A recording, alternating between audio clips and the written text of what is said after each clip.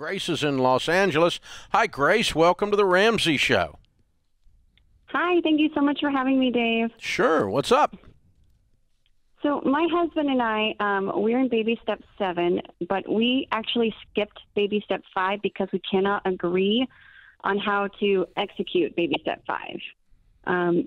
We have 3 small children, and he does not want to put money away for their college because he's concerned that what if they don't do a 4-year college? Maybe we want the money more liquid so they can use it for a trade school or something else of that nature. They can use a 529 for trade school. They can use it for trade school, but what if? Well, I guess he's concerned that it gets locked in there, and then what if they just? Well, it's not don't locked. Go to You can take it out. There's just a penalty on. You don't get to keep all the growth tax free. You get to pay a tax on the growth. You pay a tax on the growth. But the principal you would be able to keep. Sure, and you keep all the growth minus the penalty for the tax for taking it out and not using it for education. Okay. So and it's transferable to siblings. Okay. So what would you suggest we do in this situation? I mean, do we fund? I would suggest he gets some better knowledge than he has, which will lead him to a different decision. That would be helpful. Well, I mean, he's making right? he it sounds like he thinks it's stuck in there. And Christina, 529 you can get too. Yeah, there's a lot of options with 529s. You can even use it for K through 12 expenses. So if you notice that maybe your oldest isn't going to college, you can switch beneficiaries and use it for K through 12, use it on another one of your kids' educations. There is a lot of flexibility in it. So I know it's kind of scary because it seems so concerning about if your kids don't go to school, but there's a lot you can do with it. But worst case scenario, you just simply cash it out. And let's say that you had put in $50,000 and it grew to $100,000. I'll just make up a number. That wouldn't be right. But let's just say, you made $50,000. Okay, you're going to pay taxes on the $50,000 growth. Or let's say you put $60,000 in and it grew to $100,000. That's probably more realistic. Okay, so you're going to pay taxes on the growth if you cash it in and don't use it for education, which you would have done if it was just in a mutual fund, by the way. Okay. Oh. You have to pay taxes on. If you put it in a mutual fund, you have to pay taxes on it. So, the only thing the 529 does is give you tax-free growth for education. So it's a Roth IRA for education in a sense, mathematically. So you can cash it out. You get to keep all of the money you put in, all of the growth, but you have to pay taxes on it and a penalty on it, like cashing out an IRA early. What is the penalty? I think it's 15. 10 or 15. 10 or 15. Okay. It used to be 10, and then it went up, and I think it's come back down. So I can't remember. But it's not. It's you're going to get to keep some of the growth and all of the principal, which is all you would have got. I mean, what you're going to lose here is the penalty, versus if you had it in mutual funds. So it's worth it. It's worth a try.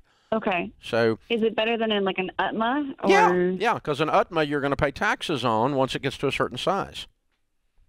Okay. UTMA's what I use for my kids because 529s weren't there when they were little. There's no such thing. So let's talk about an UTMA because this is a really good discussion. Thank you for calling. An UTMA stands for UTMA, Uniform Transfer to Minors Act. In no case can a minor under 18 years old do a financial transaction of any kind. They can't have a bank account. So if you go down and open a bank account for your kid at the local bank, it's technically not in your kid's name. It's technically an UTMA. It's technically has their name on it, but it has you as the custodian of the account. Because children are not allowed to do contracts under contract law in America. Okay? So you open a bank account, you do anything in a kid's name, 16 years old, you cannot, you can't do a contract. It's not binding. So you go open a mutual fund in the kid's name with you as the custodian. That's all an UTMA is. Now, it's taxed at the kid's rate, which is nothing until the mutual fund gets big enough that the income off of it is past their deductible, the standard deduction. Okay?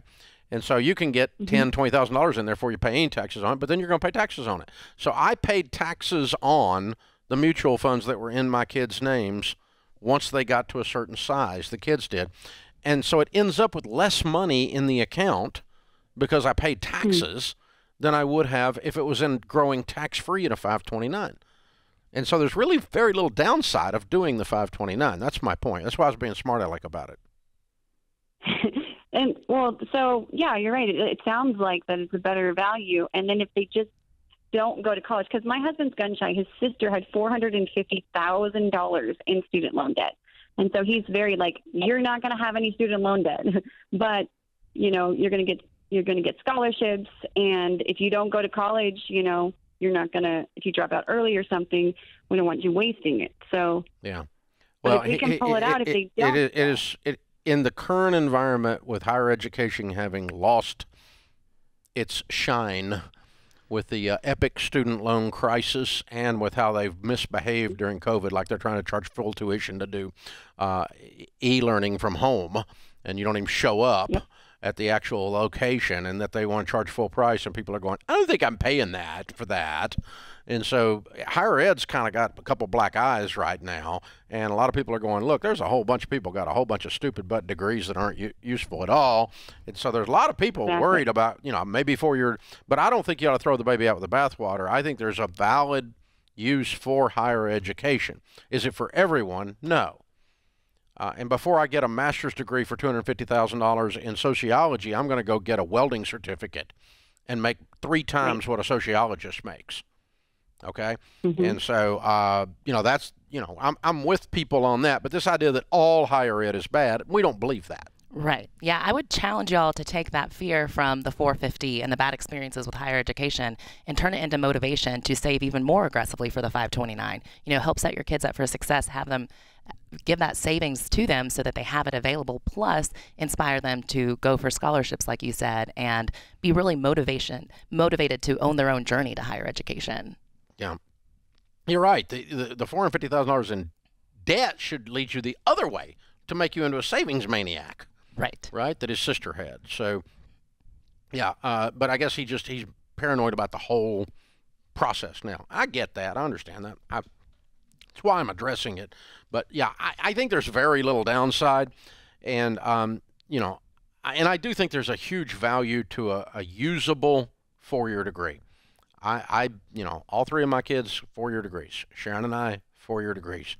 You know, my father-in-law is very, very proud that of his 13 grandkids, 12 of them have 4-year degrees. You know, he's very proud of that, and he should be. He should be. That's very good. You know, and so,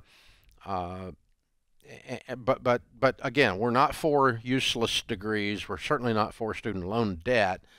But none of that's necessary. So all of that to say, we had college funds, and we told our kids from the time they were little, this is your college fund, this is your college fund, this is your college fund, which presupposes that, by God, you're going to college. Right. You know, it's kind of like drilled in. It's like a little bit of a brainwashing thing here, you know? So, yeah, so I wasn't wringing my hands that they might not go because I really wasn't giving them a choice.